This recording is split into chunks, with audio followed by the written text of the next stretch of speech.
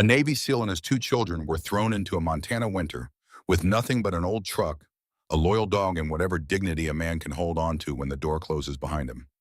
What none of them knew on that frozen night on the road to Whitefish was that beneath the warped floorboards of a dying farmhouse 20 miles north, a chain of letters waited.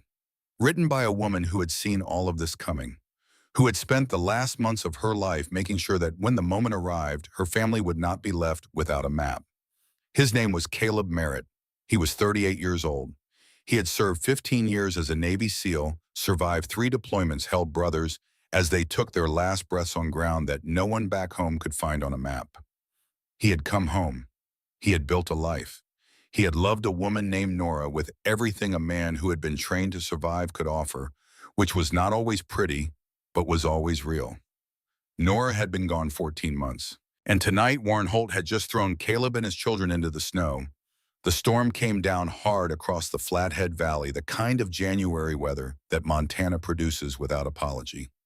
Snow hammered the peaks and poured into the passes and settled across the roads in sheets that the wind immediately sculpted into drifts 3 feet deep.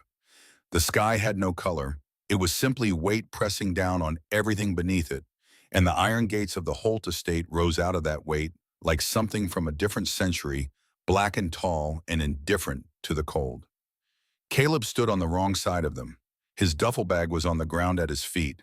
His children's suitcases were beside it, a pink one and a blue one, both too small for everything that mattered.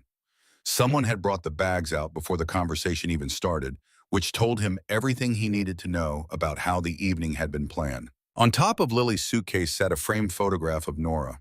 The glass cracked clean across her face. The frame twisted where it had landed wrong on the stone steps. Caleb did not look at it. He had learned in the field that looking at the things that hurt you gave them more power than they deserved.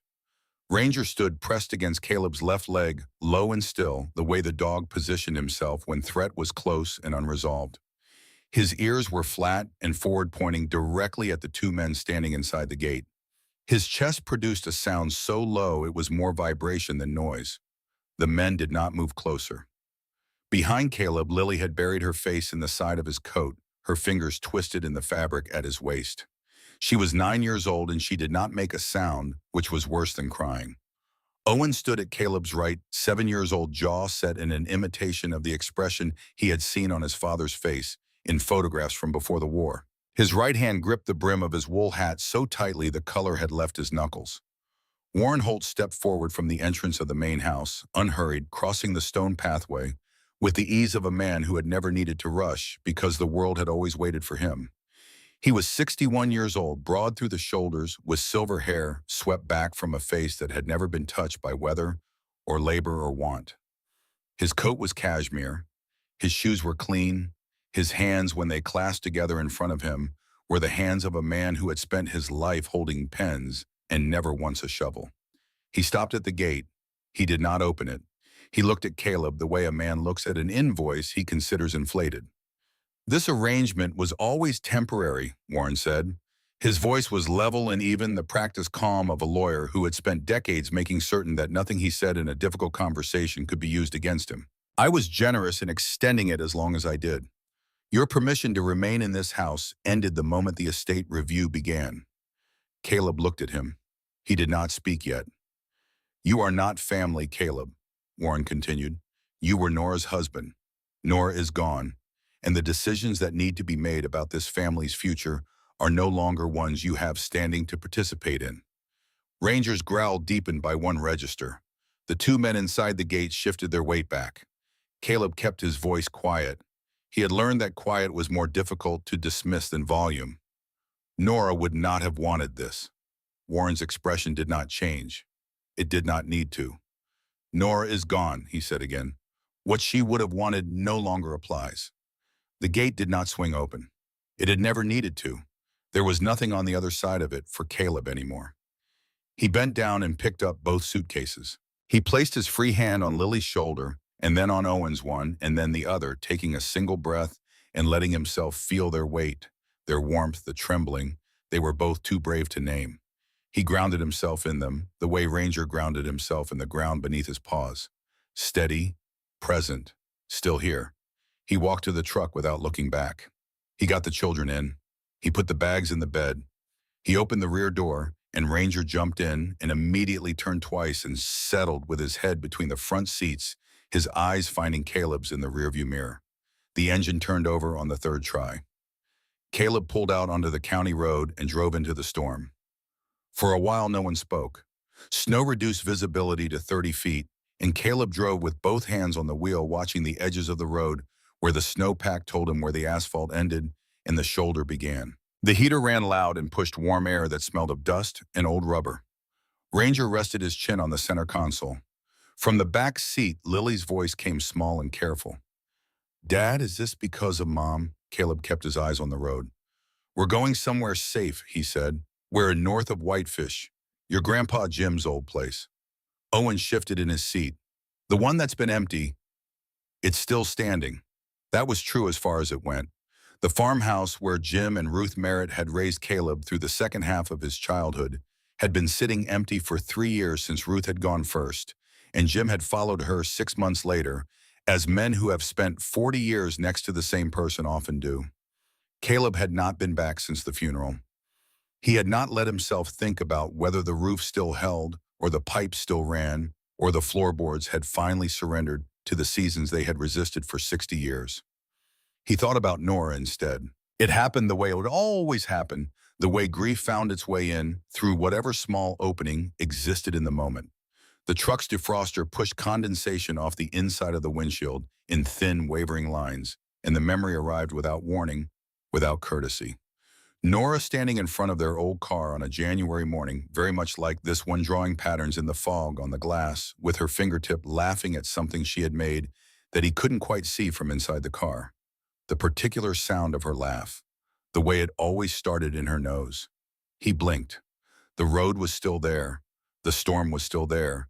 His children were still behind him. He drove. The farmhouse was worse than he had imagined, which was saying something, because he had not imagined it charitably.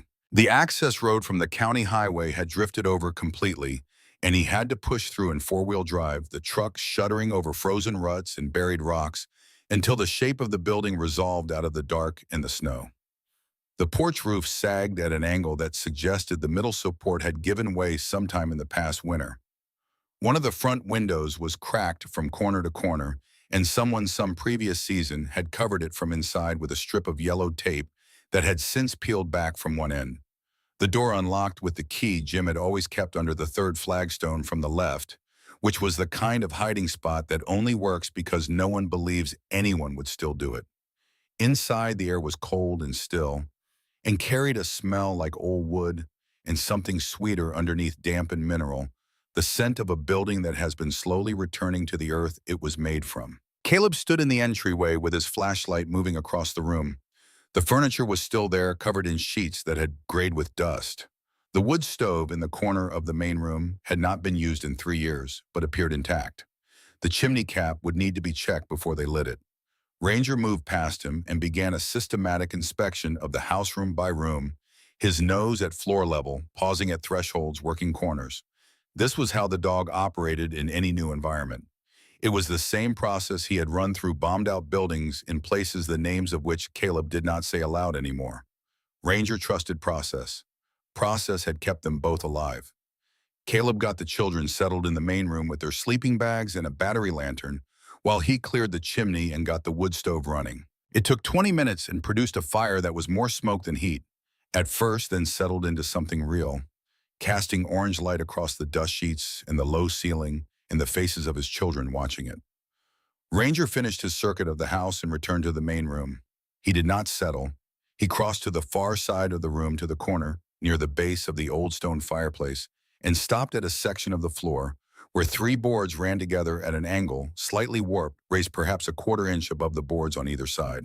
He lowered his nose to the gap between them. He made a sound in his chest that was not quite a growl and not quite a whine, but something in between. Then he looked back at Caleb. Caleb watched him for a moment. The dog's posture was specific in a way that Caleb had learned to read over 4 years of working together. This was not curiosity. This was not the restless energy of a new place. This was alertness directed at something particular. "Easy," Caleb said. "We'll look at it in the morning." Ranger held his position for 3 more seconds, then walked in a tight circle and lay down facing the boards, his chin on his paws, his eyes open. Lily stood at the door of the main room in her coat and hat, looking at the space around her with the particular expression children use when they are deciding how they feel about something. She took a long moment. "Mom would have fixed this place up," she said finally. Caleb crouched down to her eye level. "Your mom would have loved that we're together." Lily considered this. She nodded once, a small and private acceptance. Then she came and sat down next to Owen near the stove. Caleb set up the sleeping bags closer to the fire and got both children into them. He heated water on the camp stove he kept in the truck and made instant cocoa and listened to them talk about which floorboard had the loudest creak and which corner of the room Ranger seemed most suspicious of. Owen fell asleep mid-sentence. Lily lasted another 10 minutes. Caleb sat in the old chair by the stove and watched the fire and did not sleep. Across the room, Ranger had not moved from his position near the warped floorboards. Long after the lantern had been clicked off and the fire had settled to a low, steady pulse, and both children were breathing deep and even, the dog sat upright, watching the boards in the dark, waiting for something that had not announced itself yet. Caleb saw this and noted it and said nothing. He lay back and closed his eyes and saw the iron gates of the Holt estate and heard the click of the lock and felt the cold that had waited on the other side. Morning brought gray light and temperatures that had dropped another 8 degrees overnight. Caleb was up before the children, checking the perimeter of the property. The way he always checked perimeters, not from anxiety, but from habit so deep it had become indistinguishable from instinct. He walked the fence line in boots that needed waterproofing. He checked the barn. He counted the outbuildings and noted which ones were structurally sound and which were leaning in directions that had suggested they had made their peace with gravity. Ranger ranged ahead of him, moving in wide arcs, nose cycling through layers of information that Caleb could only guess at. It was near the edge of the north pasture that Caleb first saw it, a shape at the tree line, dark, vertical, human-sized present, not moving the way things at the tree line moved, not swaying with the wind that bent everything else. He looked directly at it, and it was gone. He looked at the space to the left of it, and in his peripheral vision, the shape returned. He filed it. He did not mention it to the children when they woke up. Over the next 2 days, the details accumulated in the specific way that Caleb had been trained to recognize the way that individual data points stopped from being coincidence and started being pattern. On the second afternoon coming back from town with food and fuel, he saw the SUV, black late model, parked behind a stand of brush on the service road that ran parallel to the county highway. No headlights, no exhaust vapor. Someone had let the engine cool before parking, which meant they had been there long enough to plan for not being noticed. He drove past without slowing. He caught the logo on the rear tire in the rearview mirror. Continental, a specific tread pattern he had not seen on civilian trucks in this part of the valley. He filed it. Ranger had barked once at the SUV as they passed a single sharp sound, and then gone quiet when Caleb said his name. On the third morning, Caleb found the footprints around the barn. Human. Work boots 12 inches, right foot slightly more weighted than the left from the depth of the impression. The trail led from the east side of the property, circled the barn at a distance of about 30 feet, and then disappeared into the trees to the north. Less than 24 hours old. The storm had not yet smoothed the edges. He stood over the prints for a moment and breathed cold air and thought about the geometry of a situation in which someone was watching this property and thought they were doing so without being watched. He was wrong about which of them was invisible. That afternoon, Owen came to find him where he was working on the porch railing. "Dad," Owen said, "there was a text on Lily's old phone. It was from Mr. Holt." Caleb set down the hammer. "What did it say?" Owen's jaw was set in that way again, the expression borrowed from photographs. "He said the estate review found problems. He said you should cooperate. He said it would be better for everyone." Caleb looked at his son. He put his hand on the back of the boy's neck, light and steady. "Go inside," he said. "Don't worry about it." Owen nodded and went. Caleb stood on the porch and looked north toward the tree line and thought about the word cooperate, which Warren had chosen because it suggested that non-cooperation was an available option, when in fact the conversation had already begun without Caleb's consent. He was still standing there when the nail gun at the construction site on the far edge of town fired a series of shots that crossed the distance in the cold air with a clarity that the warm months would have muffled. The sound hit him before his mind could intercept it. The porch went away. The railing under his hands went away. The cold air went away and something hotter and drier replaced it. Sand. The particular smell of sun-scorched concrete and something burning underneath. A door that had been blown off its frame at an angle that meant the corridor beyond it was wrong, was a killing ground, was somewhere that no one who entered would exit unchanged. Someone was shouting his name. The name was wrong. The voice was wrong. Everything was wrong by 3 seconds, which was how far ahead the past had gotten on the present. Then Ranger was there. The dog hit him at chest level, 104 pounds of German Shepherd, moving at speed, the impact controlled and deliberate. Front paws on Caleb's sternum, weight forward and pressing. The dog's head dropped below Caleb's chin, and Caleb felt the heat through the coat, the solidity of an animal that was completely unambiguously here and now and present. He grabbed the fur at Ranger's shoulders. Dust, heat, a door at the wrong angle. He was still there. He breathed. Ranger did not move. He breathed again. The porch came back. The railing came back. Montana came back gray and cold, and specific, the exact temperature of a January afternoon in the Flathead Valley. The nail gun had gone quiet. Caleb's right hand was shaking. He held it still against Ranger's neck and breathed until it stopped. "I'm okay," he said. The words were not quite accurate, but they were more accurate than they had been 30 seconds ago, and that was the direction that mattered. Ranger stepped back and sat and watched him.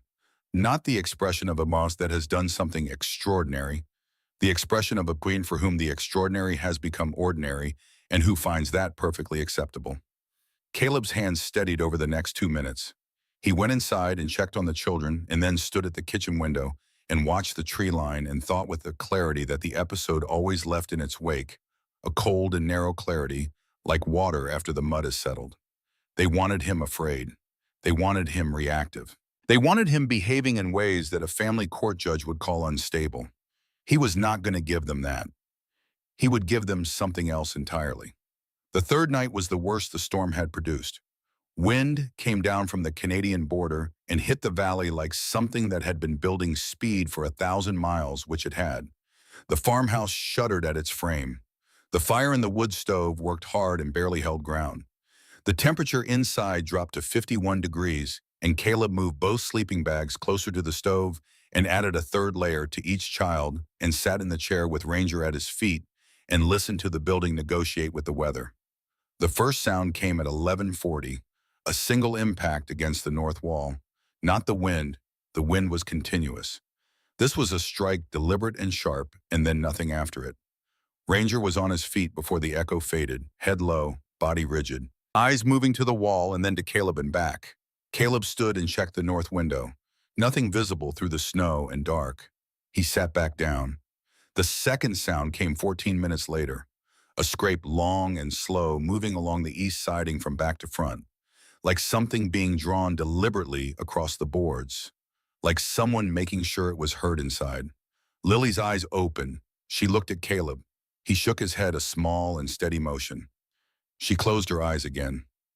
Ranger moved to the east wall and stood with his nose an inch from the boards. The third sound was at the front door. 3 knocks. Solid.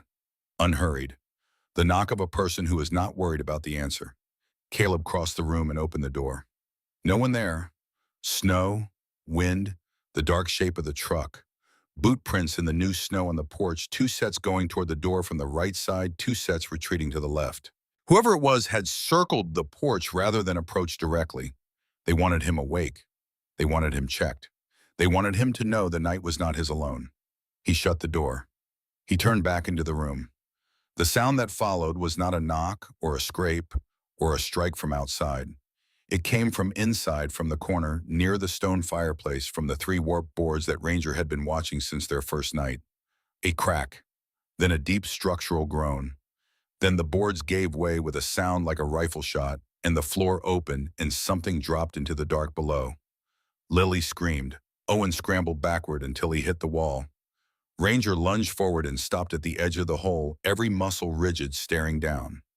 Caleb crossed the room in 4 steps and crouched at the edge and shone his flashlight into the gap. Beneath the floor, in a space that the farmhouse had apparently been keeping secret for longer than Caleb had been alive, Something glinted. He reached down. His fingers closed on a handle metal, cold rigid. He pulled. What came up was a box approximately 18 inches long and 12 wide, black metal, reinforced at every corner with steel banding. The fasteners were a design he recognized from a very specific context. He had handled boxes with identical hardware, overseas boxes that were used to transport materials that required protection from moisture and heat and impact in time. This box had been made to last. He held it in both hands and felt its weight and felt something shift in him that he did not have a name for yet. Not hope, not fear, something older than both.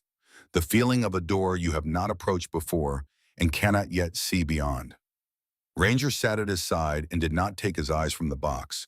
Owen's voice came from the wall, small but steady. "What is it?" "I don't know yet," Caleb said. That was almost true.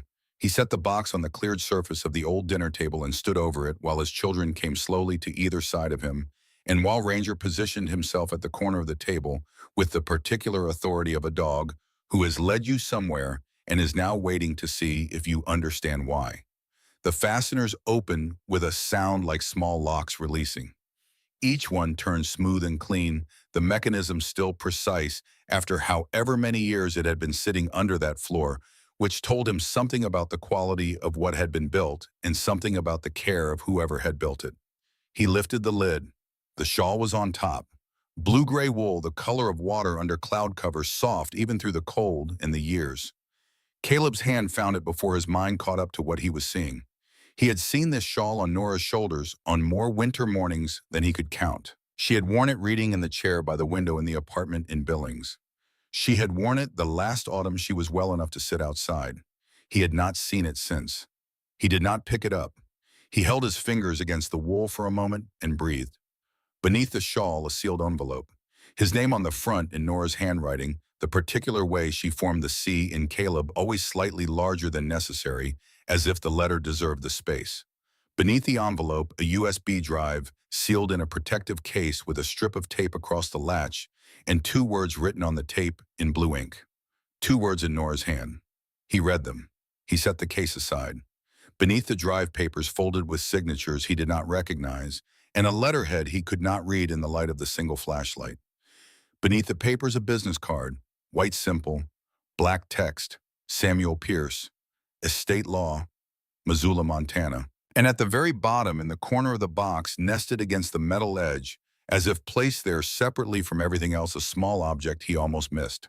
A bracelet, silver-thin size for a child's wrist. He recognized it in the way you recognize something that has been part of you so long you have stopped seeing it as separate from yourself. He had worn this bracelet until he was 11 years old. He had found it on his own wrist when Jim and Ruth Merritt first brought him home, along with a coat that wasn't his, and a name that no one had been able to confirm. Ruth had said it looked like something a family would put on a child to make sure the child could be identified. She had kept it in a box on the dresser for years. He had not thought about it in 20 years. He turned it over in his fingers. On the inside of the band, a hallmark, and below the hallmark letters, tiny hand engraved, EMH. He set it down on this table and picked up the envelope and opened it and unfolded the single page inside. Nora's handwriting. He read. The letter was short, half a page written in the compressed, efficient prose of someone who knew they were running low on the time required for elaboration. If you are reading this, it means Warren has already moved and what I was afraid of has already begun. I have known for 2 years that he would do this the moment he had the opportunity. My uncle has been controlling a trust that was never his to control money that was left for you and for our children, and he has spent 11 years keeping that from happening. I could not fight him while I was sick. I was afraid of what he would do if I tried, so I did what I could. I found the right lawyer. I built the record. I hid what needed hiding until the time came to use it. Go to Samuel Pierce in Missoula. He has been waiting for you. Do not go to any other lawyer first. Do not speak to Warren's attorneys under any circumstances. Do not wait longer than you have to. The USB drive in this box is not to be opened until you are with Pierce. Those are his instructions and mine both. Protect Lily and Owen. They are why I built all of this. You are why I believed it would work. Trust Ranger. He knew where this box was before I put it here. I don't know how to explain that, so I'm not going to try. I love you. I have loved you since the first night I saw you standing in the cold outside that bar in Billings, looking like a man who had survived something enormous and wasn't sure what to do with the surviving. I knew then. I know now. Go. Don't wait. Caleb read the letter twice. Then he folded it along its original creases and held it in both hands. The fire in the wood stove moved steadily behind the grate. Wind pushed at the roof. Lily's voice was quiet and certain. She knew. She planned all of this, didn't she? Owen was looking at the bracelet on the table. How long did she know? Caleb had no answer for the second question. He was not sure anyone did. Ranger came around the table and sat at Caleb's feet and placed one paw on top of Caleb's boot and did not move it. Caleb looked at the USB case still sitting in the box, the strip of tape across the latch, the two words Nora had written on it in blue ink. Not yet. He picked the case up and held it. Two words. A door she had left locked until the right room. In the box beneath where the case had been, there was a second USB drive. Also sealed. Also in a protective case. Also with a strip of tape. But the words on this one were different. Open only with Pierce. Not before. He set both cases back in the box and closed the lid. Outside, the storm was doing what Montana storms do when they have decided to make a point. The wind pulled at the corners of the farmhouse and found no give, and the snow came down in sheets that the flashlight beam turned to static, and somewhere in the trees to the north, a branch snapped under weight and fell. Ranger's head lifted. His ears moved forward, precise and independent. Whatever was out there in the dark, he was already listening for it. Samuel Pierce's office was on the third floor of a building on Higgins Avenue in Missoula that had been constructed in 1923 and had not been significantly altered since, which suited the man inside it. The waiting room had dark wood paneling and brass fixtures and the kind of silence that accumulates over decades of people sitting in it with difficult problems. A receptionist in her 60s directed Caleb and the children to chairs and offered them water, and looked at Ranger with the measured assessment of a woman who had seen many things come through that door and had learned not to be surprised by any of them. Pierce himself appeared 7 minutes later. He was 62 years old, built lean and angular, with close-cropped, silver hair, and the kind of face that had settled into its final form sometime in middle age and stopped negotiating. He wore a gray suit that was neither expensive nor cheap, only correct for the work it was meant to do. His handshake was brief and firm, and he looked at Caleb with the particular attention of a man who has been expecting someone for a long time and is now assessing whether the person who arrived matches what he had been told to expect. "Mr. Merritt," he said, "I'm glad you came." He looked at the children. He looked at Ranger. Something in his expression shifted by a degree that Caleb would have missed if he hadn't spent 15 years reading faces under circumstances where the reading mattered. "Come in," Pierce said, "all of you."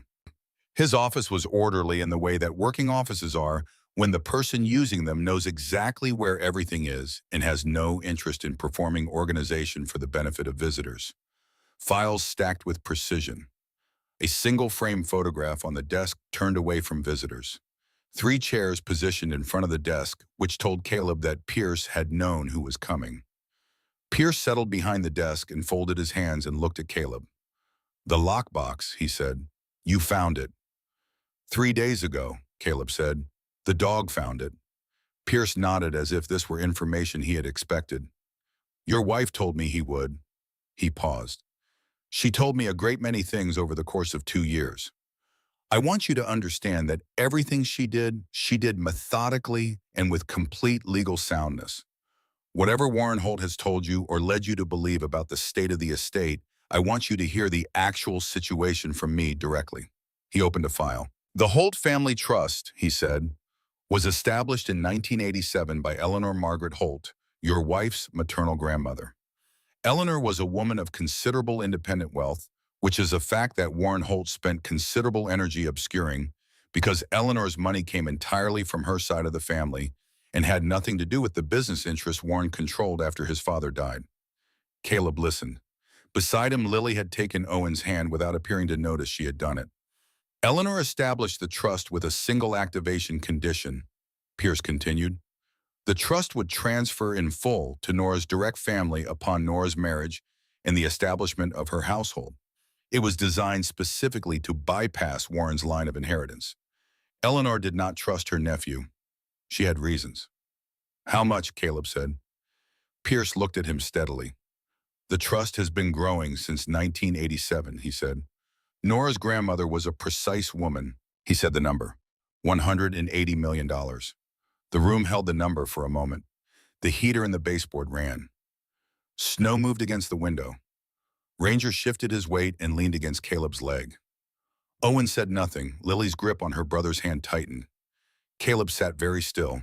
He had learned in the field that the moments after an unexpected development were the moments most likely to produce bad decisions, and the correct response to them was stillness and breath.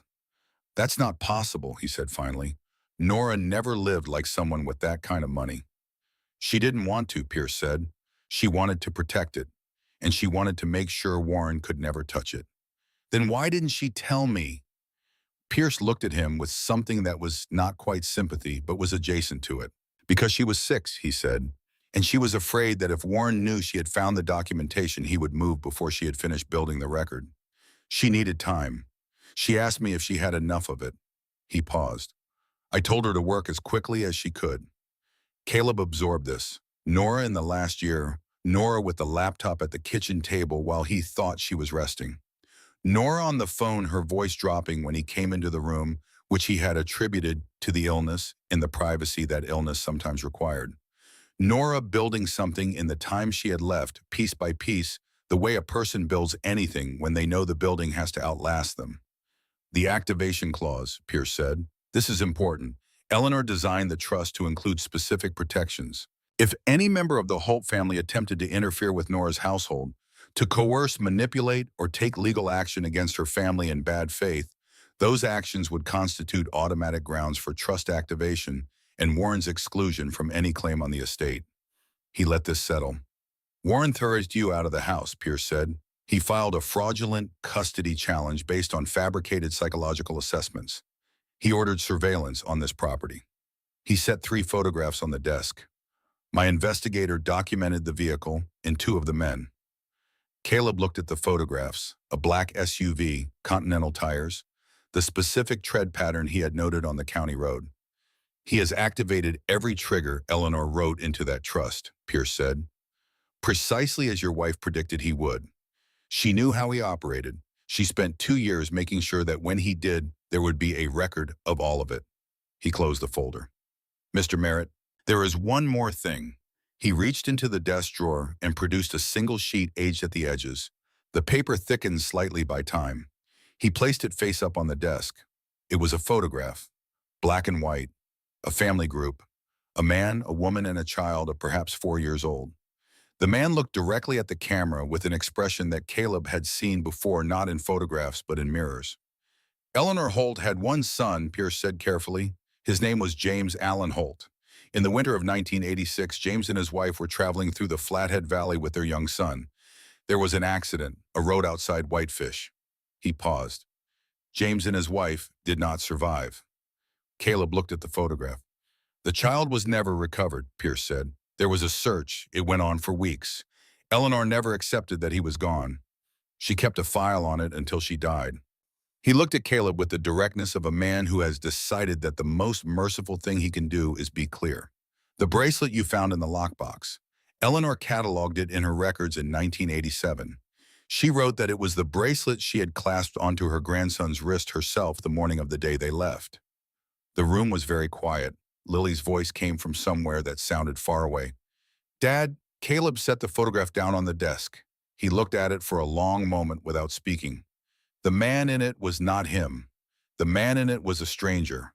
The man in it had his brow in his eyes and the particular set of his shoulders that Nora had always called the Navy posture, even when he was wearing civilian clothes. What he said. The word came out before the sentence was ready. We believe Pierce said that you are James Holt's son, which would make you Eleanor's grandson, which would mean the trust was never Warren's to manage in the first place by any reading of Eleanor's documents. It belonged to your family twice over. Caleb stood up. He walked to the window and stood with his hands on the frame and looked down at Higgins Avenue and the snow coming down onto the parked cars and the people on the sidewalks moving with the particular purpose of people who were cold and headed somewhere warm. Behind him, Ranger crossed the room and sat at his side. Caleb heard Pierce say something to the children, something gentle and redirecting, asking Owen if he liked hot chocolate and signaling to the receptionist through some system Caleb didn't track. He stood at the window and looked at the street. He had been found in the snow. He had been 3 years old. Jim and Ruth Merritt had driven him to the hospital and held his hand and named him from the Bible and raised him in a small house north of Whitefish, with patience and consistency and the complete absence of drama, which was itself a form of love that he had not fully understood until he had spent 15 years in environments that had none of it. He had never known where he had come from.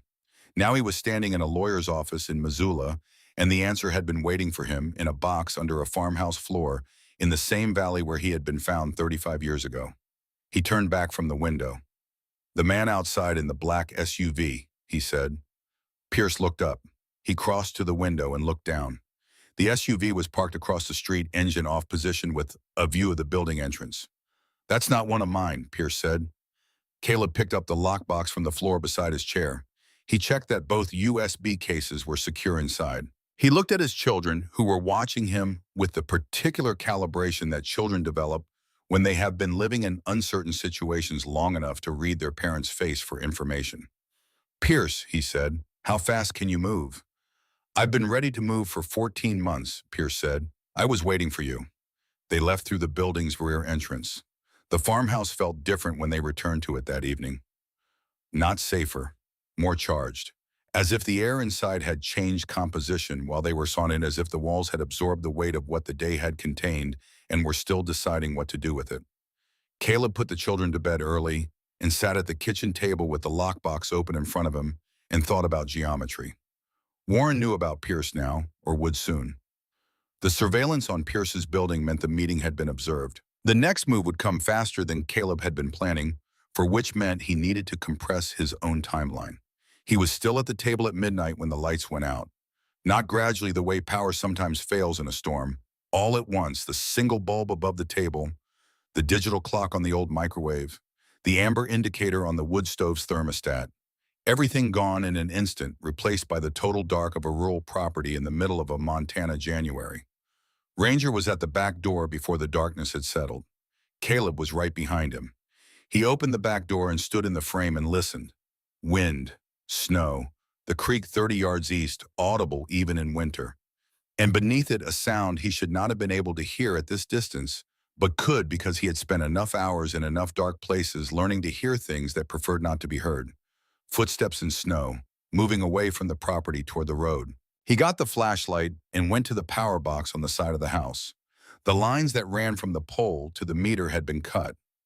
Not wind damage, not a fallen branch.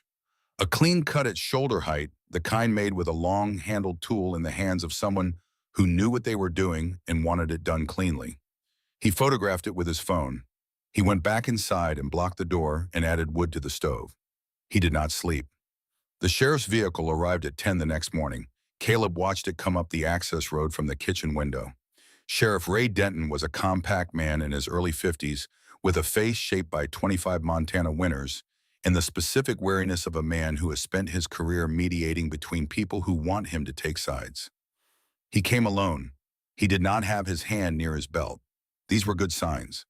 He stood on the porch and delivered the news the way a man delivers news he has not chosen to carry. "Warren Holt filed for emergency custody," Denton said. "Filed yesterday afternoon. Judge signed a temporary order this morning." He looked somewhere past Caleb's shoulder. "He's claiming psychological instability, claiming a pattern of erratic behavior following your wife's death." Caleb waited. "There's also a complaint about the dog," Denton said. "Claims it's a danger to the children." He shifted his weight. He looked at the cut power lines along the side of the house, which were visible from the porch if you knew to look. "I'm going to be honest with you," Denton said. "The men who cut those lines last night." He paused. "I found the tire tracks on the service road. Continental tread unusual pattern. Those weren't kids.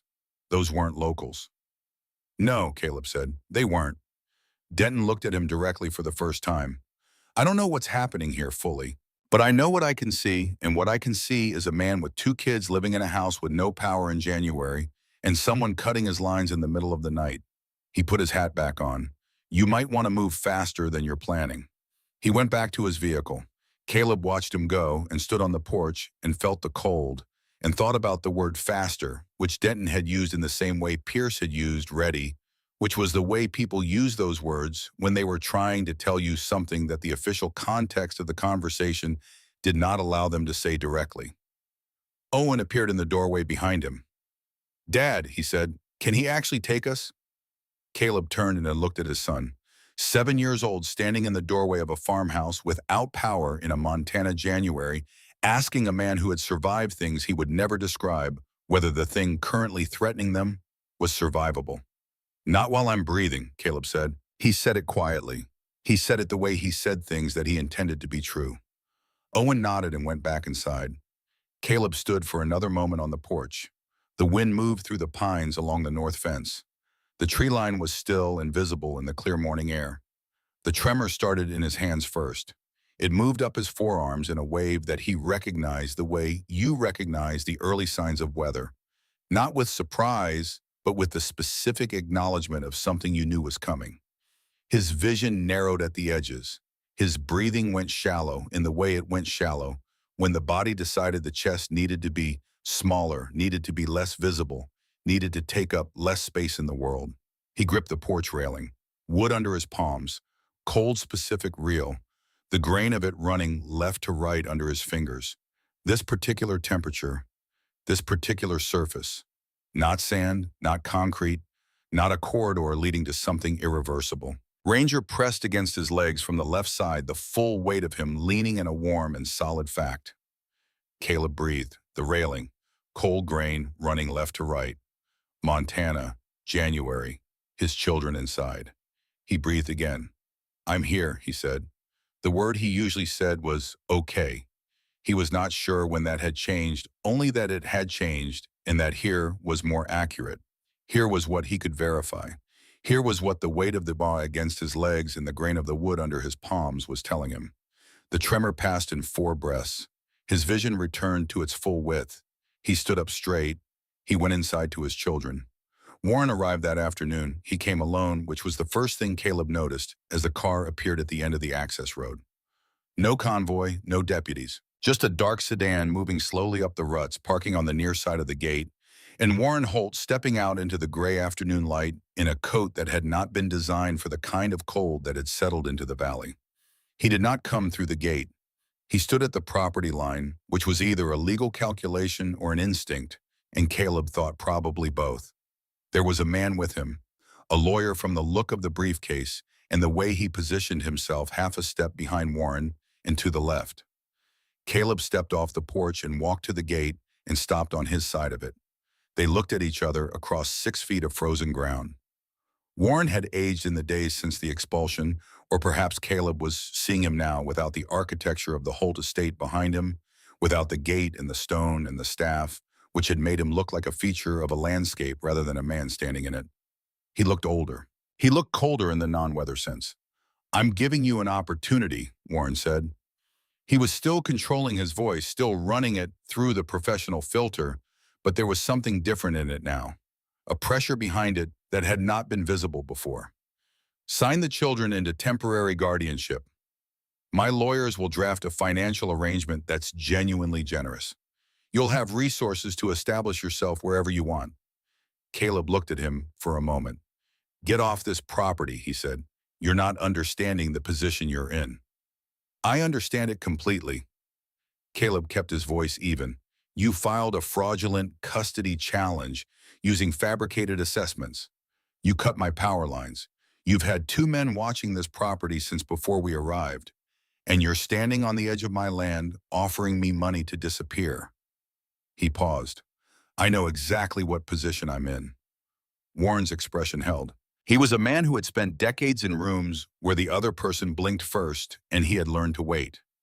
"Nora chose this path," Warren said. "Whatever she told you about the trust, whatever that lawyer in Missoula is selling you, it's built on documents that won't survive a real examination. I've been managing that estate for 11 years. I know every line of every file." "I know you do," Caleb said. "That's the problem." Something moved in Warren's face. A small thing contained quickly, but there. The first crack in the surface hairline and sealed over before it could be read. This can still be quiet, Warren said. It won't be, Caleb said. But that's a choice you made, not me. Warren looked at him for 3 more seconds. Then he looked at Ranger, who had come to stand at Caleb's left side in the same position he took in every standoff, weight distributed, ears forward, eyes on the threat. Warren turned back to his car. This isn't over, he said. Caleb said nothing. He watched Warren's car reverse down the access road and turn onto the county highway and disappear toward Kalispell. He stood at the gate until the sound of the engine faded. He should have felt something more than what he felt, which was not satisfaction, not relief, but a cold and specific clarity. The kind that settles in after a long period of uncertainty, resolves into something you can name. Warren was not going to stop. Warren was going to escalate. The conversation that had just happened was not a step toward resolution. It was Warren recalibrating, returning to Kalispell to make new plans with new urgency, because whatever he had expected when he drove out here, it had not been a man who looked at him the way Caleb had just looked at him. Caleb went inside. He made dinner. He helped Owen with the math homework that had been set aside in the chaos of the past week. He watched Lily read in the orange light of the wood stove. He waited. At 2 in the morning, when both children were deeply asleep and the farmhouse had settled into the particular stillness of deep night, Ranger rose from his position near the stove. Caleb was awake. He had not slept. He watched the dog. Ranger did not go to the front door. He did not go to the windows. He walked with the careful deliberateness that Caleb associated with operating on certainty rather than suspicion, the walk of an animal who knows where it is going before it gets there. Ranger went to the barn door. He looked back once at Caleb. Caleb put on his boots and his coat and followed. The barn was 30 yards from the house across open ground, and the cold hit him in the face like something thrown. He moved in the flashlight beam, with Ranger ahead of him, the dog's breath visible in small clouds, his pace steady and unhurried. Inside the barn, the air was degrees warmer than outside and smelled of old hay and metal, and the specific mineral smell that old wood produces when it has been sealed against weather for a long time. The beam swept across the stalls, the workbench, the row of old tools along the east wall, the rusted collection of equipment that Jim Merritt had accumulated over 40 years of farming and never discarded. Ranger went to the north wall. The wall was fieldstone to a height of 4 feet, and board and batten above that, the boards weathered gray, the batten slightly darker where the moisture came off the stones below in spring. Ranger moved along the base of the stone with his nose at the junction of stone and dirt floor, then stopped at a section where 3 stones were set slightly differently from the others. Their faces flush to the wall, but their edges mortared with something that had a different color than the surrounding joints. He sat. He looked at Caleb. Caleb crouched and ran his fingers along the stone. The mortar at the right edge was not mortar. It was wood cut to fit the joint and painted gray. He worked his fingers behind the rightmost stone and pulled. The 3 stones came out together, hinged on the left side, a panel that swung inward to reveal a space behind the wall that the stone face had been constructed to conceal. Inside the space, resting on a rough wooden shelf, was a second box, larger than the first. The metal surface had a different patina, older, and stamped into the lid in letters worn nearly smooth by handling were the words Eleanor M. Holt, and below them a date, 1952.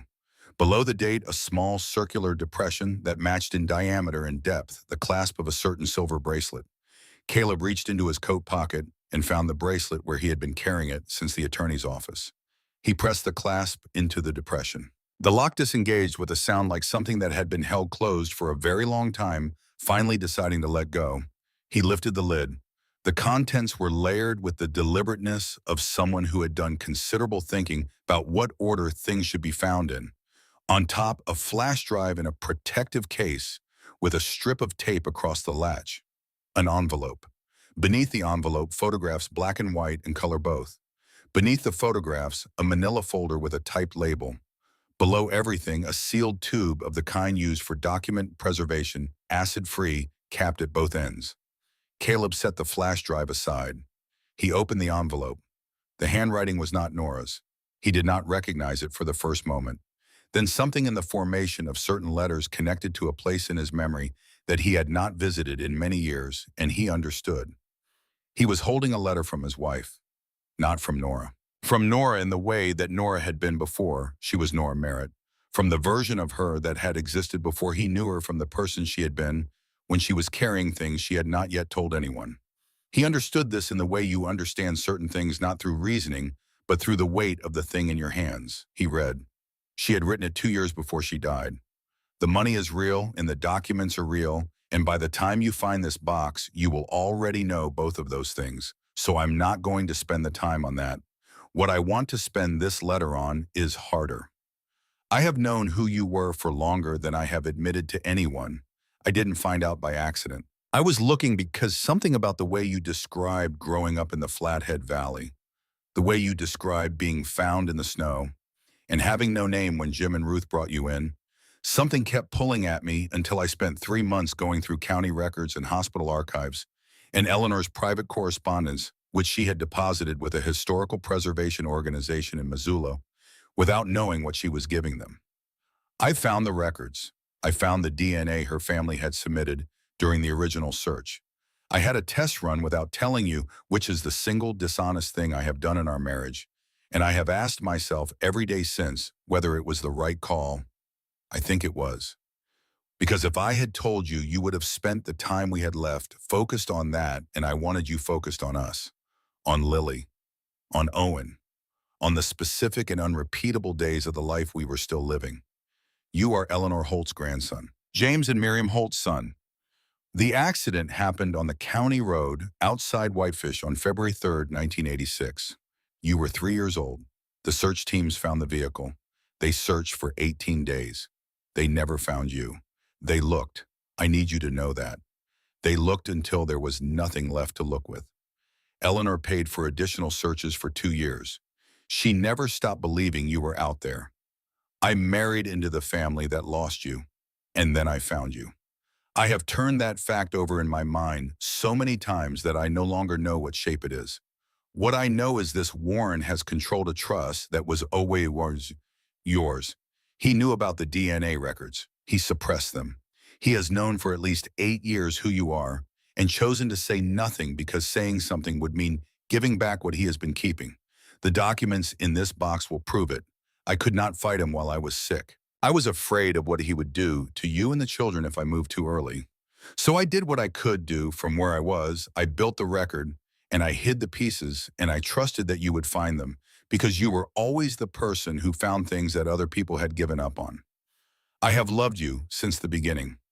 I don't know how to say that in a way that doesn't sound small relative to what it actually is, so I'll say it simply. You have always been enough, not what you serve out, not what you carried, you, exactly as you are. I'm sorry I ran out of time to say this to your face. I practiced it. I had specific plans for how I would sit you down and tell you all of it and watch your expression move through the 17 phases it goes through when you're processing something large. I am sorry I don't get to see that. Take care of our children. Let Pierce do his job. Trust Ranger. I mean, that literally he has found things in that farmhouse that I put there, and 2 things that I didn't, and I have no explanation for either. I love you. I have loved you every day since the beginning, and I will love you in whatever form love takes after this. Don't be afraid of what the documents say. You were always supposed to be here. Caleb sat on the ground of the barn for a long time. He did not know how long. He was aware of the cold at some remove, the way you are aware of conditions that the body is registering, but the mind has decided to table for later. Ranger lay beside him with his head on Caleb's leg, motionless and warm and present. At some point, Caleb became aware that he was not alone in the barn. He looked up. Lily and Owen stood at the barn door in their coats over their pajamas, barefoot, in their boots, faces pale from the cold and from having been woken by something they couldn't name. They had come out without calling for him, which meant they had been awake and listening and had decided that what he needed was not to be called, but to be found. He held out one arm. They crossed the barn floor and came to him, one on each side, and he held them in the cold, with the letter still in his hand, and Ranger pressed against all 3 of them and the wind working at the roof of the old barn. Your mom left this for us, he said. She knew. She knew everything, and she trusted us to get through it. Lily was quiet for a moment. Did she know about you, she asked, about where you came from? Yes, he said. That's a lot to know, Lily said. He held them and looked at the box still open on the shelf and thought about a woman who had spent the last 2 years of her life in the specific labor of building a path through a darkness she was not going to be able to walk through herself, and who had trusted him to walk it anyway. The barn was very cold. He got his children back to the farmhouse and back to their sleeping bags and sat in the chair by the stove until the gray before dawn lightened the windows, not sleeping, only waiting for the next thing to begin. It began at 8:15 the following morning. Caleb saw the convoy from the kitchen window. 3 vehicles moving up the access road in single file. He recognized the lead vehicle as belonging to the county sheriff's department. The second and third were unmarked dark, the kind of vehicles that carry people who have been told to look official. He stood at the window for 3 seconds. Then he called Pierce. He said 4 words. "They're here." "How long before?" Pierce said, 20 minutes. "Don't open the door." Caleb set the phone on the table and looked at Ranger. "Stay close," he said. He stepped out onto the porch as the convoy parked in the yard. 3 deputies and 4 other men. One of the men was carrying a folder thick enough to be a statement about something. A second man had positioned himself behind the first vehicle in a way that was technically casual and actually strategic. Caleb noted this and noted the distance and noted the exits and then brought his attention fully to the sheriff, who was crossing the yard with the expression of a man who has been given instructions he would have preferred not to receive. "Mr. Merritt," Denton said, "I have a temporary custody order signed by Judge Albrecht in Kalispell. I'm required to execute it." He held out the paperwork. Caleb looked at the papers without touching them. He looked at the deputies. He looked at the 4 men behind the vehicles. "Those aren't your people," Caleb said. Denton glanced back. "Private process servers," he said. The word private had a texture in his voice. Caleb stood where he was on the porch with his hands open at his sides and said nothing. The door behind him opened. Ranger came through it at speed, not running, but moving with the controlled force of a large working dog who has assessed the situation and made a determination. He placed himself in front of Caleb between the steps and the yard, and he did not growl. He made a sound that was past growling. It was a full-throated declaration from an animal that weighed 104 pounds and had spent 4 years being trained to mean exactly what he sounded like. The 4 process servers stopped moving. The deputies did not advance. Denton stood his ground to his credit, but he had both hands visible and raised very slightly, which was the unconscious posture of a man who has decided that stillness is the better option. Into the stillness came the sound of tires on the access road, a single vehicle, moving at a pace that was not hurried but was also not cautious. It parked at the edge of the yard, and Samuel Pierce got out with a briefcase in one hand and 2 manila envelopes in the other, and he walked across the frozen ground to where the sheriff was standing with the expression of a man who has done this particular kind of walk before. "Sheriff Denton," he said. He did not look at the 4 men behind the vehicles. "Federal District Court Missoula issued an injunction at 6 this morning staying all state custody proceedings pending review of fraud allegations in the underlying application." He held out the first envelope. "You'll want to make sure Judge Albrecht has a copy of that." He held out the second envelope. "This is a trust protection order. It bars any member of the Holt estate management directly or through agents from taking action affecting the minor children named in the trust documents until the fraud investigation concludes."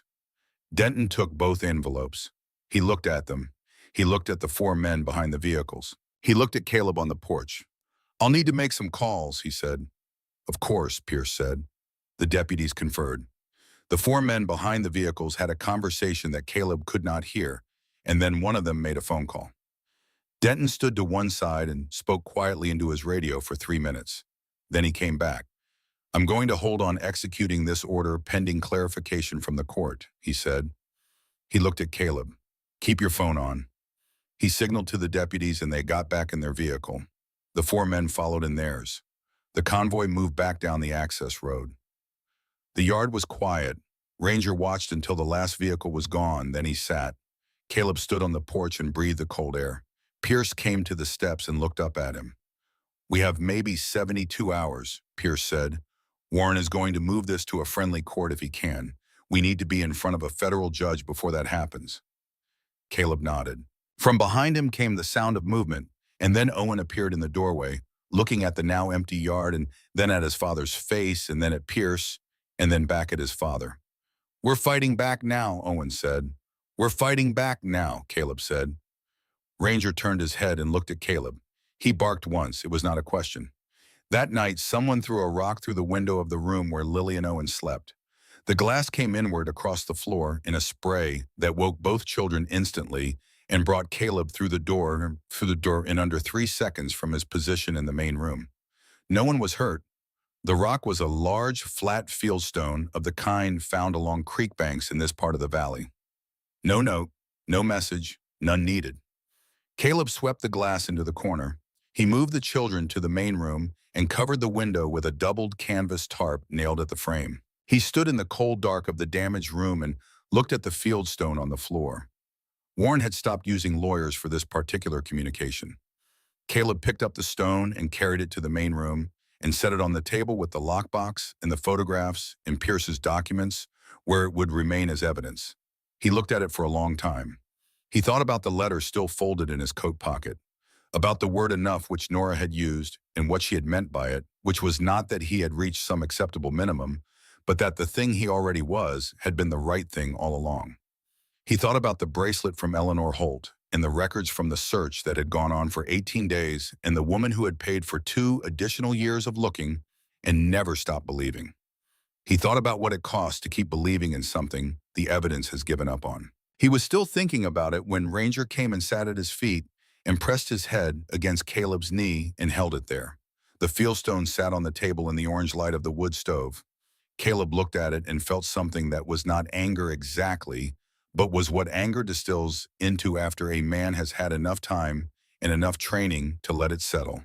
Clarity, purpose, the specific and quiet intention of someone who has run out of the capacity to be surprised and has moved into the territory beyond surprise where decisions get made. Warren had stopped playing by rules he had already broken. That was a mistake, because Caleb had spent 15 years operating in environments where rules had already broken down, and the men who understood that terrain were never the ones who had caused the breakdown. They were the ones who knew what to do after. The federal courthouse in Missoula was a building that had absorbed a great deal of human difficulty over its years of operation, and it wore this history the way certain buildings do, in the weight of its silence, in the particular quality of the air, in its corridors, in the way voices dropped automatically when people moved from the street into its interior. The ceilings were high and the floors were polished stone, and the wooden benches in the gallery had been worn smooth by decades of people sitting in them with things they could not put down. Caleb arrived early. He wore the suit that he had last worn to Nora's funeral, which was the only suit he owned, pressed the night before with an iron borrowed from a neighbor 2 farms over. The suit was not expensive. It was clean and it was correct, and it was the suit a man wears when the occasion requires him to be present as something more than the sum of what has happened to him. Ranger walked beside him on the lead, and the bailiff who checked them in at the door looked at the dog and looked at Caleb and looked at the documentation Pierce had filed regarding Ranger's status, and then stood aside without comment.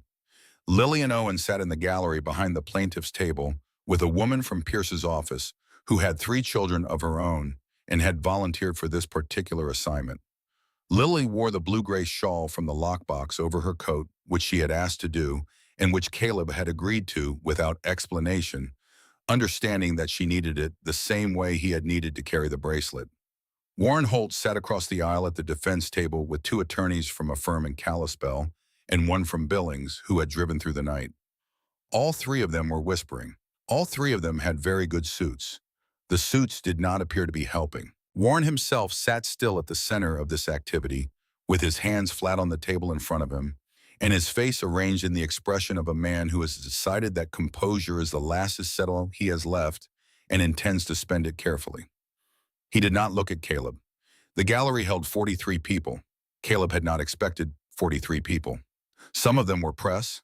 Some of them were community members from Whitefish and the surrounding valley who had heard things through the specific network that rural communities maintain for exactly this kind of information. One of them was Sheriff Denton, sitting in the back row in civilian clothes, off-duty present on his own time. Judge Margaret Okafor entered at 9:15. She was 60 years old with close-cropped natural hair and a face that had the particular quality of someone who has spent decades listening to people at their worst and their most desperate, and has emerged from this experience not hardened but precise. She took her seat and looked at the room with the unhurried attention of a person who has already read everything that has been filed and has formed preliminary opinions that she intends to test against what she's about to hear. Pierce laid the evidence in order. He did not rush. He had explained to Caleb the night before that the sequence mattered as much as the substance, that evidence presented in ascending order of shock creates a cumulative weight, that evidence presented all at once does not, that the mind needs to be walked up the stairs rather than placed at the top of them. The first item was the photographs of the severed power lines. Pierce set them on the evidence table and addressed the court in the measured voice of a man who has been doing this for 30 years and has learned that calm carries more authority than force. On the night of January 16th, he said, "The power to my client's residence was cut, not by weather, not by equipment failure, by a person or persons who accessed the property without authorization and used a long-handled cutting tool to sever the lines at shoulder height. This is not consistent with accident. The photographs document the cut surface." He moved to the next item. "Beginning on January 14th, my client observed a vehicle conducting surveillance of his property. Black SUV Continental, tires a specific tread pattern documented in these photographs." He set them down. "The vehicle registration obtained through court order last week shows it was leased through a shell company incorporated in Delaware in November of last year. The incorporating attorney for that shell company is the same attorney currently seated at the defense table." One of Warren's lawyers leaned in and said something. Warren did not respond. "The third item," Pierce said, "is the forgery." He set down a document, and beside it a second document, and beside them both a certified report from a forensic documents examiner retained by the court. Eleanor Margaret Holt signed her trust documents in 1987. She signed subsequent modifications in 1991 and 1994. These signatures are documented and certified. The trust management records filed by Warren Holt in 2013, which granted him expanded administrative authority over the estate, contain a signature attributed to Eleanor Holt. Pierce paused. Eleanor Holt died in October of 2012. The signature on the 2013 document was produced 11 months after her death. The gallery was quiet. Warren's hands were still flat on the table. "The fourth item," Pierce said, "is the custody filing."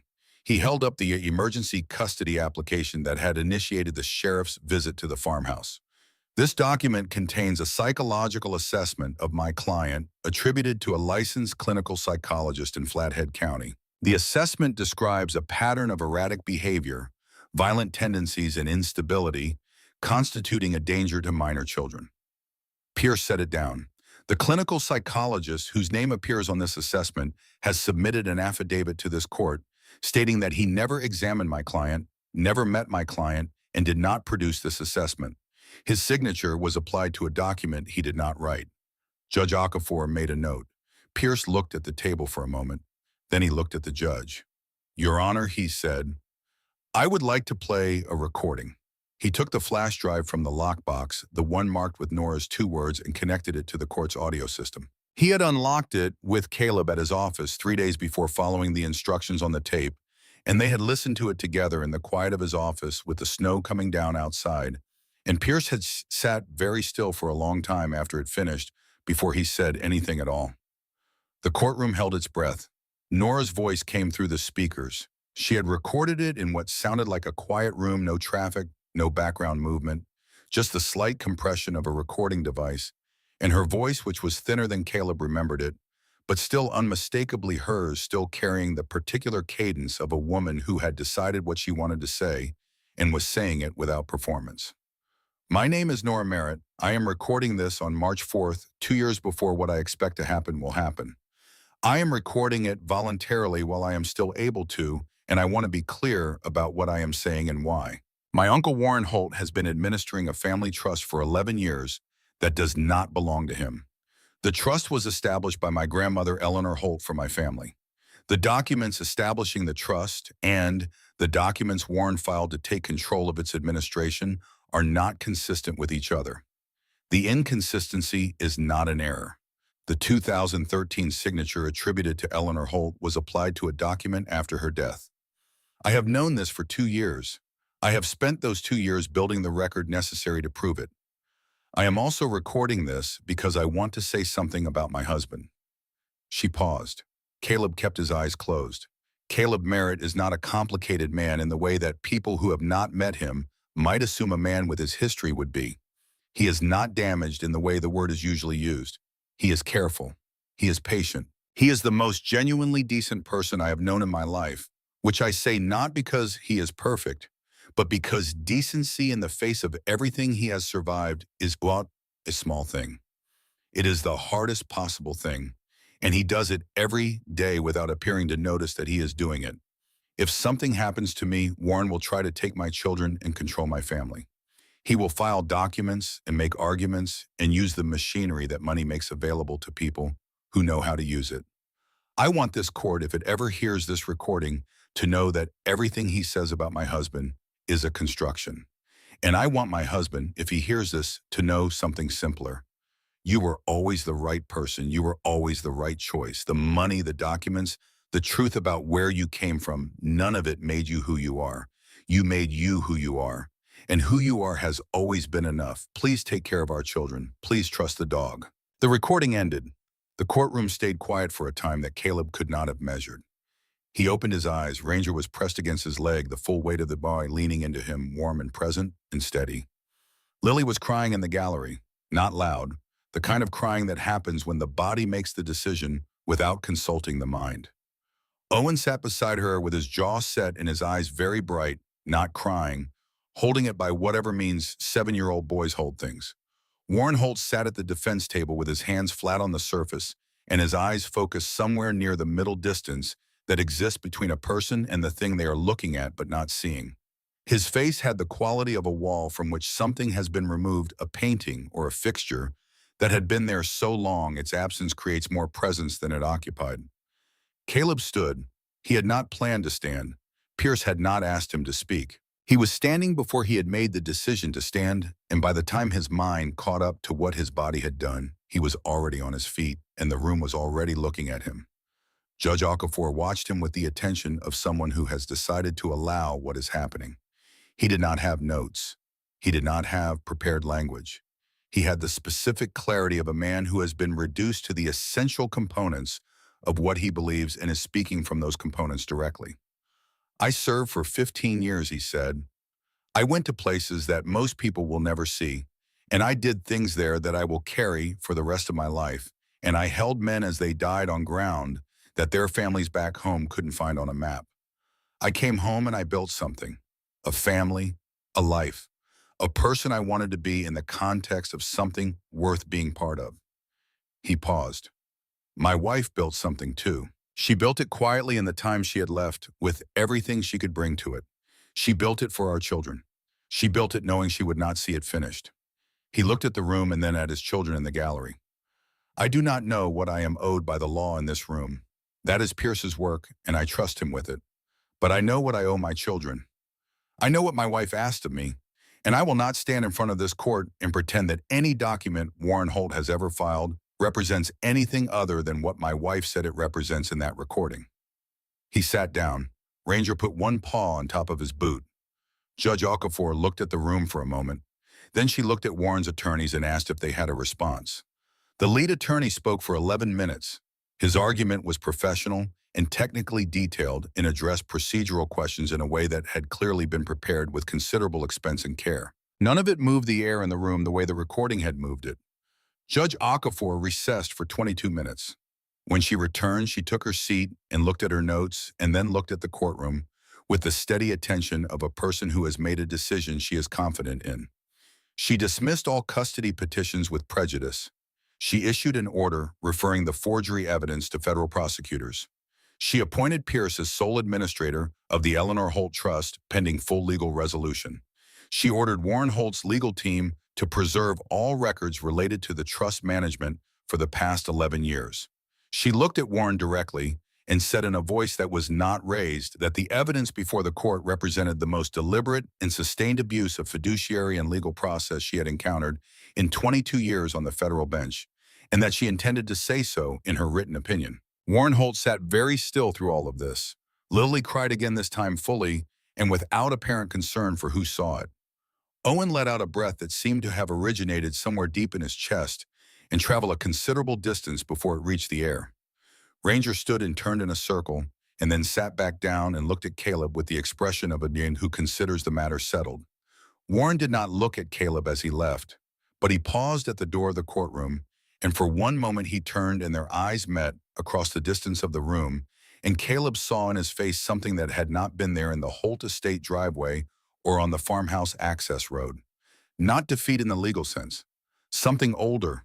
Something that looked less like the ending of a strategy and more like the ending of something the man had been telling himself for a very long time. Warren turned and went through the door. Caleb sat at the plaintiff's table for a moment after the room had begun to empty, with Pierce's hand briefly on his shoulder and his children making their way down from the gallery and Ranger's warm weight against his leg, and he allowed himself one full breath. Just one. Then he stood up and went to his children. He went to the ridge before sunrise. The night before had been clearer, the first fully clear night in more than 2 weeks, and the temperature had dropped to the kind of cold that produces a specific quality of silence, the silence of air that has gone still and frozen in place and holds sound differently than warmer air does, closer and more present. Stars over the Flathead Valley on a night like that are not a backdrop. They are a presence. Ranger walked ahead of him on the trail, moving with the careful efficiency of a dog whose joints feel the cold on the uphill, but who has decided that this is not the day to accommodate that fact. His muzzle was grayer than it had been a year ago. His left hind leg favored slightly on the ascent. He did not slow his pace. They reached the ridge as the first gray began at the eastern horizon. Nora's marker was where he had placed it the previous autumn, simple pine the letters carved himself. The snow around it was undisturbed, except for the tracks of something small that had passed in the night and moved on. He crouched in front of the marker. For a moment he said nothing. He had learned in the field that the most important communications were often the ones that waited for the right conditions before they happened, and that trying to force them produced something that sounded like the thing, but was not it. He waited. "I got your letters," he said. "Both of them. I read the second one in the barn at 2 in the morning with my hands shaking and Ranger sitting on my feet." He paused. "I wish you had told me sooner. I would have understood. I would have fought beside you from the beginning, and I would have been afraid for you, but I would have understood." Wind moved through the trees below the ridge, a slow and distant sound. "The kids are okay. Owen is getting better at hiding what he feels, which is both a good sign and something I need to watch. Lily wears your shawl when she needs to feel close to you, which I think she figured out on her own." He stopped. "They're good. They are genuinely good, and that is your work as much as mine." He put his hand flat against the pine marker. "I'm sorry I couldn't save you," he said. "I have thought about what I would have done differently if I had known, if I had pushed harder on the things you deflected, if I had been paying closer attention to what you were managing alone. I don't have an answer that satisfies me. I don't think I ever will."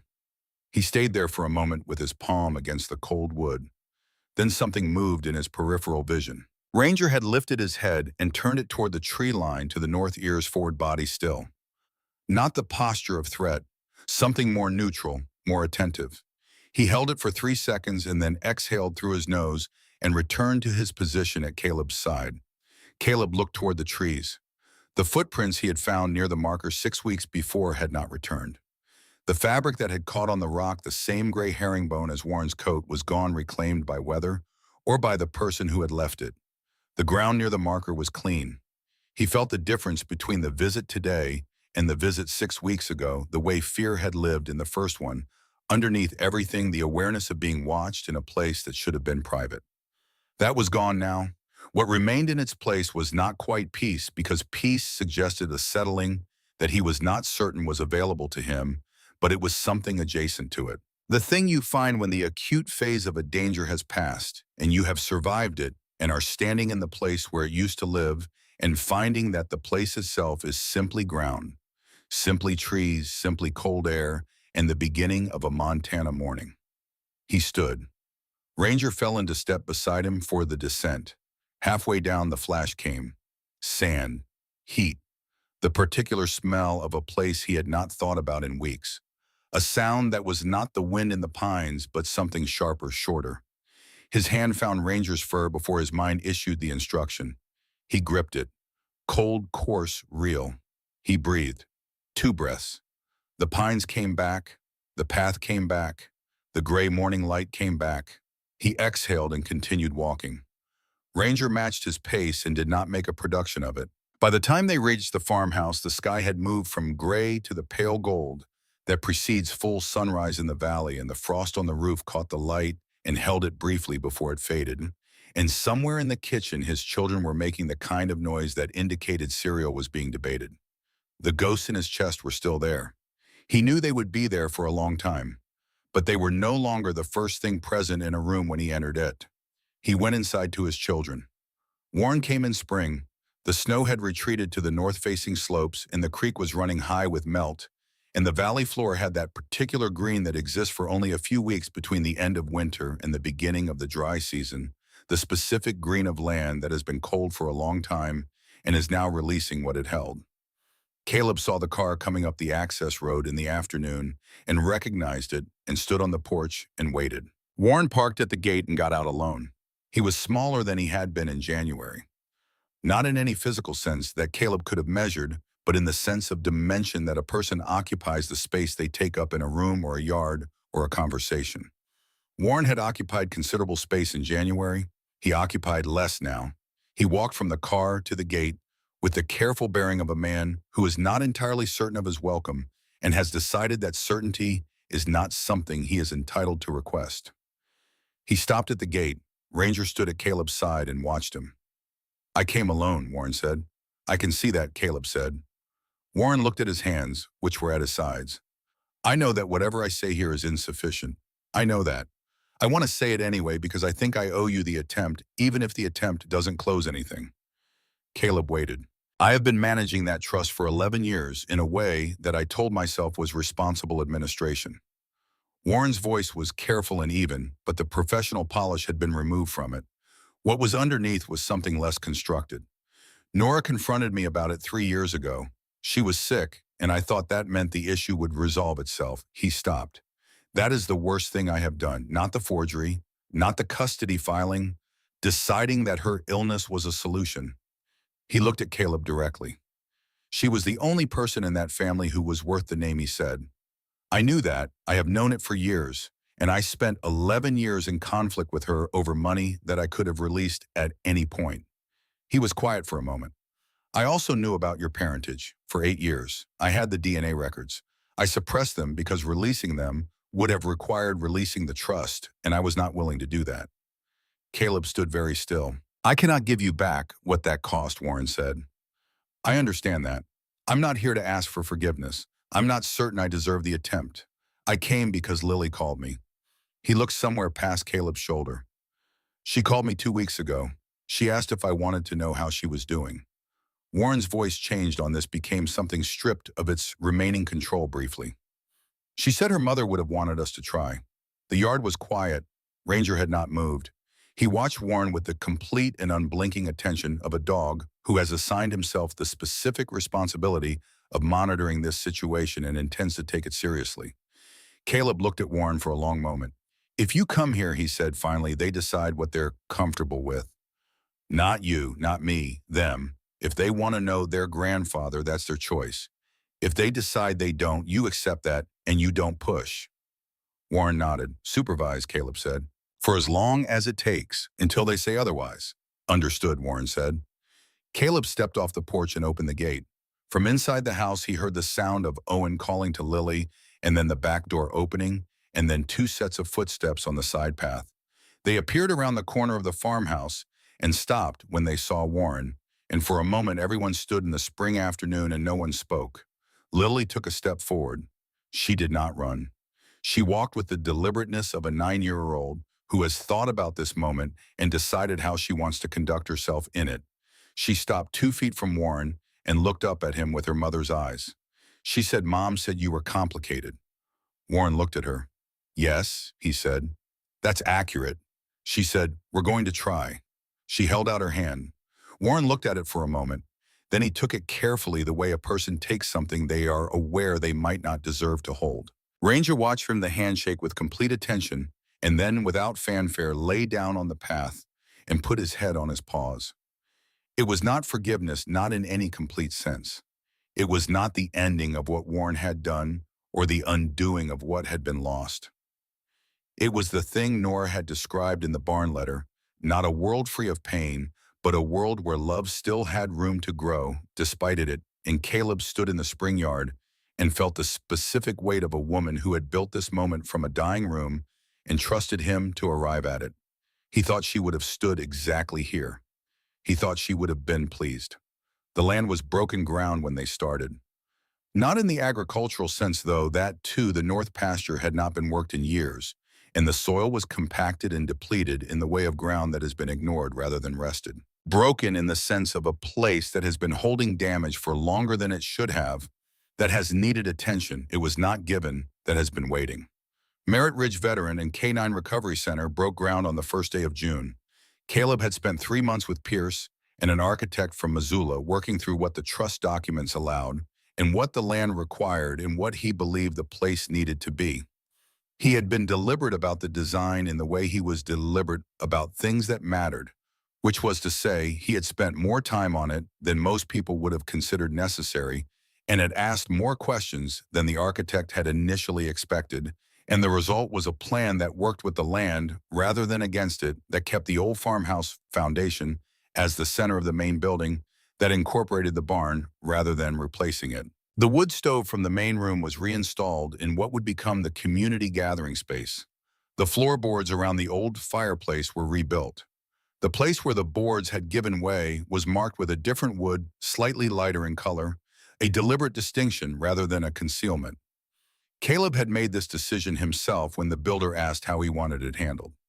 "Let it be visible," he had said. "It matters that it happened here." Construction trucks and survey equipment came up the access road that had been frozen ruts in January and was now graded gravel. Workers from Whitefish and Kalispell, two men who had served with Caleb in different contexts and had heard about the project through the specific network of people who keep track of each other after service. A retired engineer from Missoula who came out on weekends because his son had gone through something similar and he wanted to be useful. People arrived. This was the thing that surprised Caleb. Not that help came because Pierce had offered resources and the trust made logistics possible, but that people came who had no obligation to come, who came because they had heard about a man trying to build something in the valley and decided that this was a project they wanted to be part of. The pastor from the community church in Whitefish appeared one morning with a truck bed full of lumber and two men from his congregation. He did not make a speech. He shook Caleb's hand and looked at the construction and said she would be proud of this, and then went to find where the lumber was most needed. Owen had appointed himself Ranger's assistant for construction days. He moved through the site at the dog's side, mimicking commands, practicing the specific hand signals Caleb had taught him, correcting his own form with the seriousness of a child who has decided on something. Ranger tolerated this with the patience of a senior partner who has assessed the junior partner and decided the investment of time is worthwhile. Lily made a project of the trees along the south fence. She gathered names from the families of veterans in the valley, and she wrote each name on a strip of cloth, blue and white, and tied them to the branches in a line that would be visible from the main building. She worked at this over several afternoons without telling anyone why, and when Caleb finally asked, she said, "So they're here too," and he had nothing to add to that. The first residents arrived in September. 4 veterans referred through the VA's Community Partnership Program. A former Marine from Billings with a traumatic brain injury and a mind he had acquired 2 years earlier, and could not explain but would not surrender. A female combat medic from Missoula who had been managing a sleep disorder for 6 years through means that were not sustainable. A firefighter from Kalispell, not a veteran, but a man who had been inside a building when it decided to stop being a building and had not found his way back to solid ground since. A 17-year-old from the Blackfeet Reservation north of the valley, whose caseworker had written in the referral that he flinched at raised voices and trusted dogs more than people. Ranger assessed each of them on arrival in the way he assessed everything systematically, thoroughly, and without apparent judgment. He accepted the Marine's dog with one sniff and a mutual shoulder press that settled something between the two animals without drama. He sat with the medic for 40 minutes on her first evening while she sat on the porch and did not talk, and he did not leave until she went inside. The 17-year-old came out to the training yard on the third day and stood at the fence watching the dogs work. Ranger noticed him and detached from the drill and walked to the fence and sat on the other side of it. They looked at each other for a while. The boy put his hand through the fence. Ranger pressed his muzzle into the palm. The boy's name was Marcus. He stayed for 3 months. He came back the following spring to help with the new intake group. This was how the thing grew, not through announcement or design, but through the specific multiplication of one person being met, where they were and going back out into their life carrying something that had not been there before, and sometimes the thing they carried was knowledge of a place where they could send someone else. A year after the ground was broken, Caleb stood on the south side of the main building in the October afternoon and looked at what had been built. The gathering room with the wood stove visible through the windows. The training yard where two dogs worked a course in the slanted light. The barn rebuilt and open now, where three veterans were working on a vehicle restoration project that had no purpose beyond the working on it and the value of having something that required attention and patience and produced results you could measure with your hands. The line of cloth strips on the Schuth fence moving in the light wind, white and blue, each one a name. Owen was in the training yard moving through the course with Ranger at his heel, his commands precise and unhurried, his form recognizable. He had been working at it for months, and it showed. Lily sat on the fence of the south pasture with Marcus and a girl who had arrived 3 weeks ago from Missoula and had not yet said much, and they were watching something Caleb couldn't see from where he was standing. Something in the middle distance that had caught all three of them at once and held their attention in the companionable way of young people who have decided they are comfortable in each other's company. Caleb watched all of this for a while. He was thinking about the farmhouse floor that had given way in the dark and the box that had waited beneath it and the woman who had put it there. He was thinking about a letter written in a barn in winter about the word enough and what a person means when they use it. He was thinking about an iron gate in a January storm and a truck heading north on a county road and a dog in the back seat holding steady. He did not hear Ranger approach until the beast was beside him, and even then it was only the warmth at his leg that told him. The dog was carrying something in his mouth. Caleb looked down. Ranger set it carefully at his feet the way he set things he had been asked to retrieve with the precise and unhurried care of an animal who understands that the thing he is carrying is important and behaves accordingly. It was a small metal tin, the kind that had once held something practical, tobacco or salve or boot polish, the label long gone, the surface worn to a uniform mat by decades of handling. It was sealed with a strip of folded tape, yellowed and stiff. Caleb picked it up. He looked at Ranger, who sat and watched him with the expectant attention of a dog who has done the finding and is now waiting to see if the person who received it understands what they've been given. He opened the tin. Inside, nested in a piece of folded cloth, was a ring. Gold, simple, worn thin on the inner surface, where it had been carried for a long time against warm skin. He recognized it. He had placed it on Nora's finger on a September afternoon in a park in Billings on a day when the weather was exactly right, and she had laughed when he fumbled the box, and Ranger had been there younger and faster, and had retrieved the box from the grass before Caleb had time to be embarrassed. Beneath the ring was a piece of paper folded twice. He unfolded it. P.S. it said in Nora's handwriting. I hid this one just for Ranger, because I knew he would find it when you were ready, and I knew he would know when that was better than you would. Wear it on a chain if you want, or keep it in your pocket, or put it on the windowsill where the light hits it in the morning. It doesn't matter where. What matters is that you know it's there. You were always mine, and that doesn't stop. It just changes shape. All my love, always. Caleb stood with the ring in his palm. Ranger sat beside him and leaned into his leg and did not move. Below them, the valley held the October light, amber and long, the particular light of a season that is ending and knows it and has made its peace with that. The south fence with its cloth strips, blue and white, moved in the wind. The training yard, the barn, the line of cabins still under construction to the east timber-framed windows beginning to go in. Everything that had been built from what had been broken. He put the ring on the chain beside the dog tags and held it for a moment against his chest.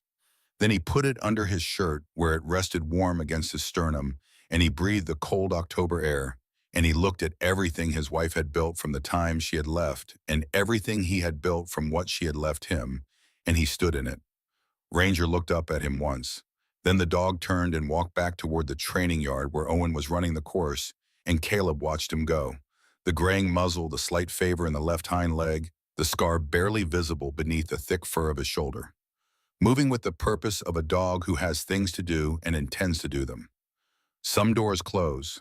Some close hard in the dark with the sound of a lock you did not choose. But sometimes your dog has already been to the other side of the wall, and sometimes he waits for you there patient and certain until you find your way through. Ranger barked once, sharp and clear and certain. The sound carried across the valley and up the ridge and into the cold October air, and then the air held it for a moment and then let it go. If this story moved, you drop a one in the comments.